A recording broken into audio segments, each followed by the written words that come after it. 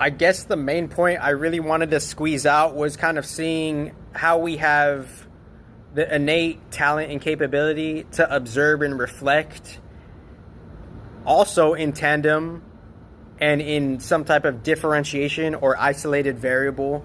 The esoteric climate of the Earth is changing in such a way, particularly without us not necessarily recognizing it, through the collective planetary field archetypes.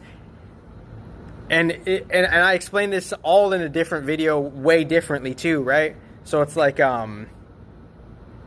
so I could explain it in a different way, but the point I wanted to drive home was like, we don't necessarily know the esoteric climate of the Earth and the sun, and how the sun and the Earth create some type of like environmental fusion friction amplitude effect of how the moon could like receive some type of water charge and reimbursement, and that being affected by the other planets for this to be some type of geographical, geopolitical cauldron of energies, the Earth and the sun making some type of rotator oscillator effect where the moon could receive new water energy, fill up new water energy in a different esoteric context and disperse that, and the humans being carriers for also the water energy in different ways too. The point I wanted to drive home here was like, we don't necessarily know the esoteric climate is changing in tandem with the collective planets and the individual planets.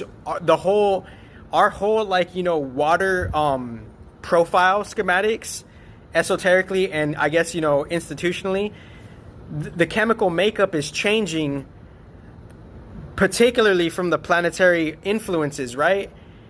And the individual Mars and the collective Mars, they're slightly the same and slightly different. So we're changing, and the esoteric climate environment is changing based on how we're newly either balancing our Mars or imbalancing our Mars, however we're doing that, as we're more or less coming to find out that that's a fucking thing, and we're coming to finally fucking find out that we have to maybe steady balance it or not, because if we don't, if the Mars is unbalanced, it's going to be chaos, erraticalness, right? Fucking outrage, outburst type of shit. That's affecting on a micro variable level your chemical makeup. Your emotions are affecting on one context folder channel. They're affecting the change of your chemical makeup. So the point I wanted to just drive home here was the planets are influencing esoteric climate change and individual human climate change, and if we don't balance that shit, the esoteric climate change is going to be fucked up and the individual chemical makeup is going to be fucked up.